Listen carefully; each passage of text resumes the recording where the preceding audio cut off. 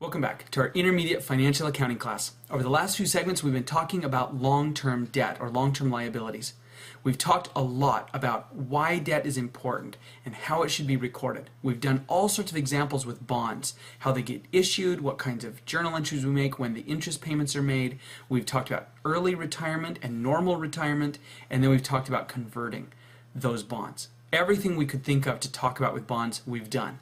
Now it's time to turn our attention to another kind of long-term debt, and that is notes payable. Let's talk about the basics of notes payable. There's two types, and you're going to recognize these right away. They look just like the short-term notes that we talked about before. There are interest-bearing long-term notes, and there are non-interest-bearing long-term notes. Same as there are with short-term, and the definitions are exactly the same. An interest-bearing long-term note has an interest rate that builds up over the life of the note and gets paid at the end along with the principal. A non-interest bearing, they discount the amount they give you up front and then you pay that full face value back, and that's how the bank gets their interest.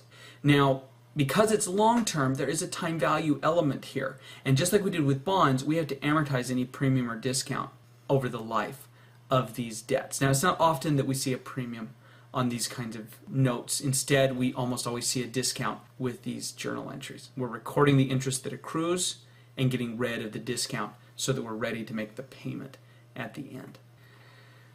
Things are a little bit different when no cash is used in the transaction. Typically, when we think of a note, we think about going to the bank and we sign the paperwork and they give us cash and we go use that to buy whatever assets we need. But it can be that we issue long-term debt and get the asset directly. So instead of going to the bank and getting cash, we go to our vendor and we issue a long-term debt with them directly. Just like you can do when you buy a car. You can go in and have them finance it for you. It may not always be the best financing option, but you can do it, especially if you've already got a lot of debt with the bank or you've had some credit trouble. A vendor might be more willing to lend to you than a typical institution. If there's no cash used, then instead of calculating present value, doing a normal present value calculation, instead we just say that the present value is equal to whatever the market value is of the asset that we just got. So I would go out and buy a big piece of equipment and I would look at their normal price tag and I would say, okay, that's what my bond is worth. That's its present value.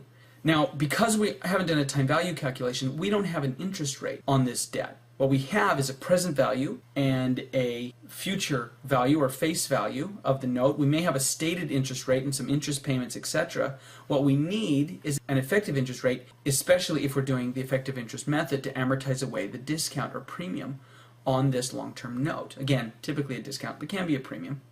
So what we have to do is calculate what we call an imputed interest rate. It's whatever interest rate would get us to that market value as the present value of our note. So we fill out that big equation like we've done before, right? Present value equals the future value times the present value factor at end periods at a given percentage. And I know everything but the percentage. I can go back and calculate for the percentage. The easiest way is to use Excel or a financial calculator, but you can also do it with the tables as well, as long as there's just one piece. If there's multiple pieces, like interest and a lump sum, then you gotta go to a calculator because the tables just get way too complicated. Then we can record our amortization and our interest that accrues using the normal methods that we've already done as part of our bond examples. Now, before we go on, I should mention this method of getting an imputed interest rate and using the market values of the present value, that's not just for notes, that's for all kinds of debt, even a bond. If we issue the bond for no cash but just for a set of assets, then the bond gets treated the exact same way. So we've talked about it here with long-term notes, but it turns out that it works the same for any form of debt. And it's good that these rules are consistent. That allows us to do just a few examples and know that, oh, we can do any kind of long-term debt with just a little practice. Now, even though we've done a bunch of examples in bonds and we know that it works out about the same, I do want to share one specific example of a long-term note, and that is a mortgage. Mortgages are unique because they're backed by property.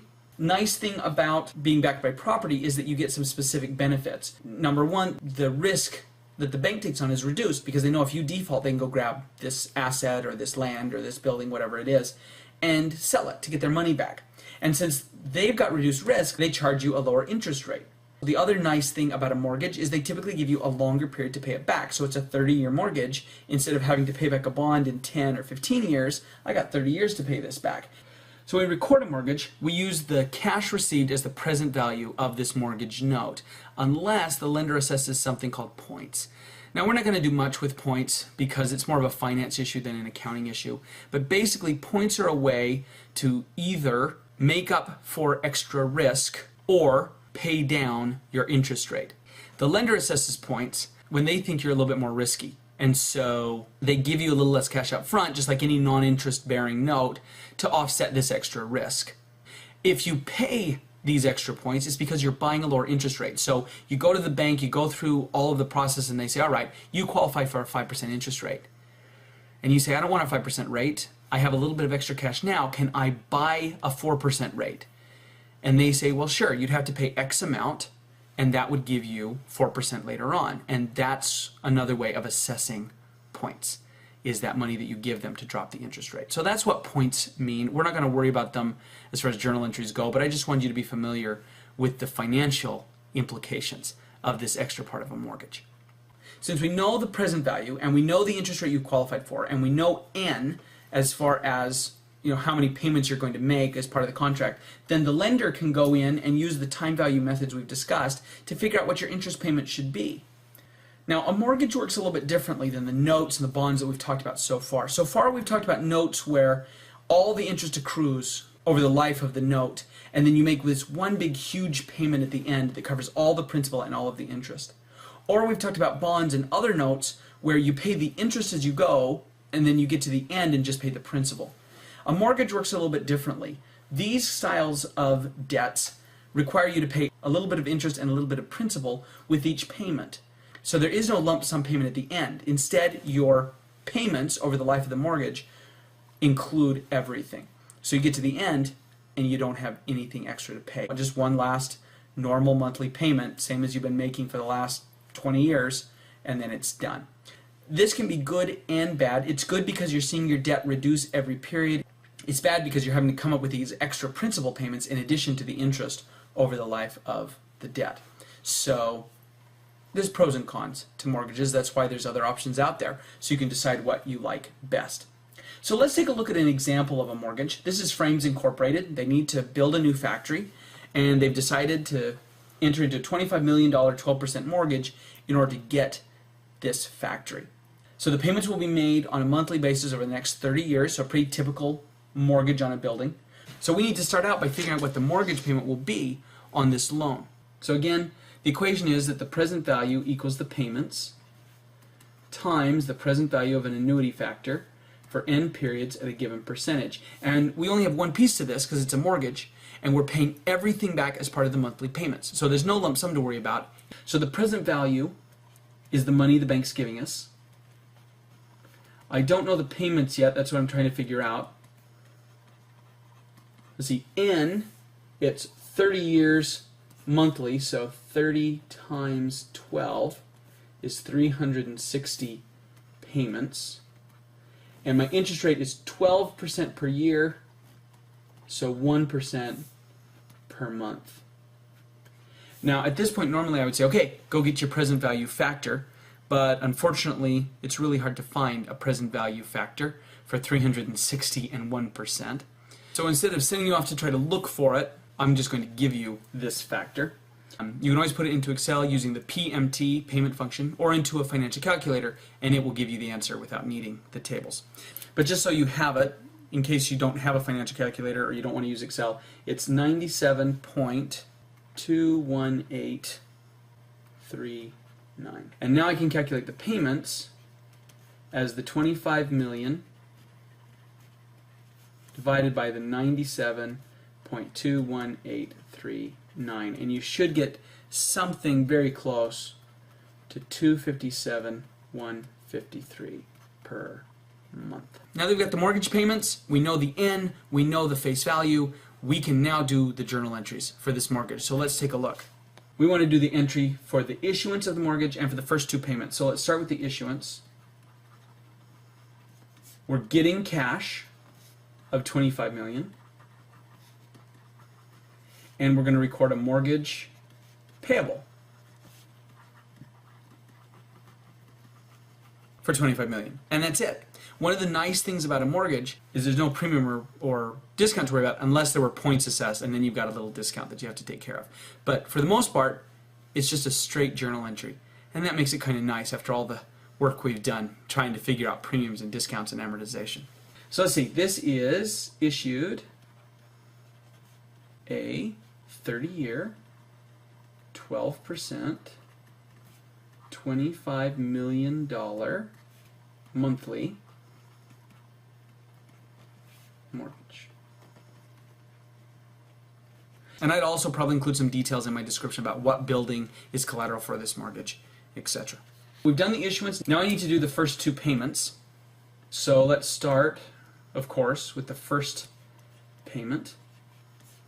And the way that we do this, we take the mortgage payable amount times the interest rate, and that gives us our interest expense. So to figure out our mortgage payable, we need a T account. Boy, this just gets better and better.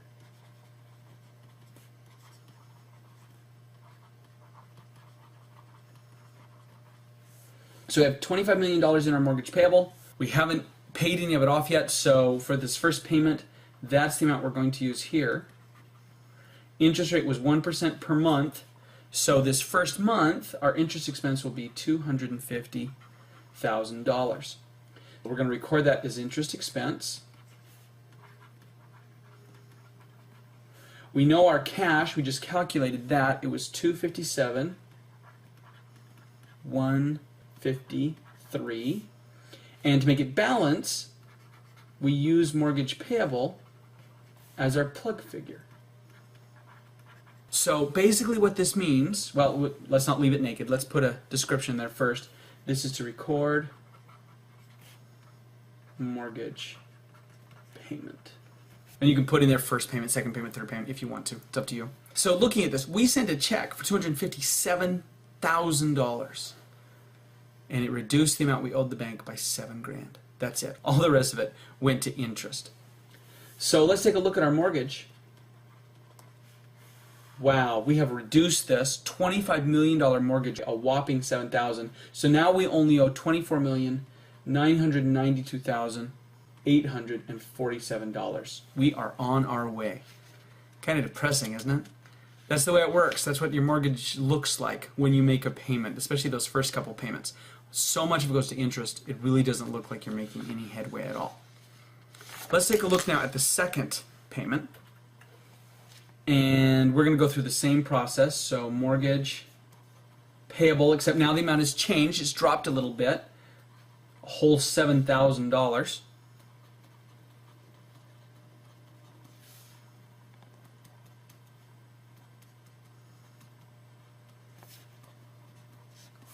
So my new interest expense, instead of $250,000, now we're only going to pay $249,928. So see, we've just saved a ton in interest.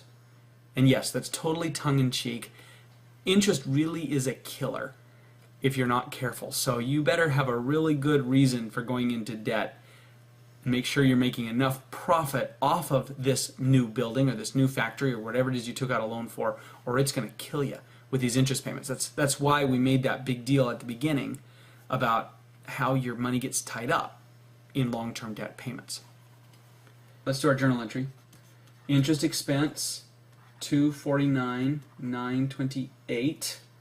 Cash, $257,153. So I've now paid off more of my mortgage. Last time I only paid off $7,153. This time I'm paying off $7,225. So again, making lots of progress. Payment on mortgage. Now we could go ahead and do 360 journal entries and see little by little how this mortgage principal goes away. We're not going to take time to do that. What I'm going to ask you to do instead is figure out the total amount they're going to pay for this $25 million building.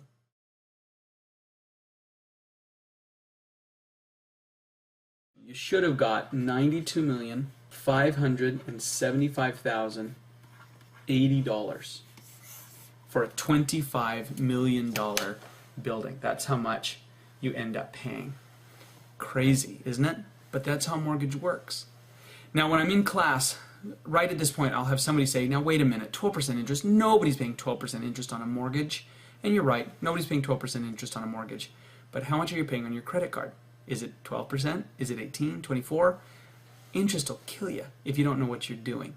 So if you take nothing else away from this whole series of lectures, at least take away the fact that if you're not careful with interest, you will end up paying much, much more for the items you buy than if you were to simply save up and pay cash. That doesn't mean that debt doesn't have its place. It does, as long as you know what you're doing and you know you'll generate enough profit to make paying this interest worth it, then you should do it. But you need to make sure you're informed enough to decide, yes, this is a good idea, or no, it's not. Now, we've talked about mortgages, we've talked about bonds. We just have one last topic to cover in our discussion of long-term debt, and we'll do that in our next segment. I'll see you then.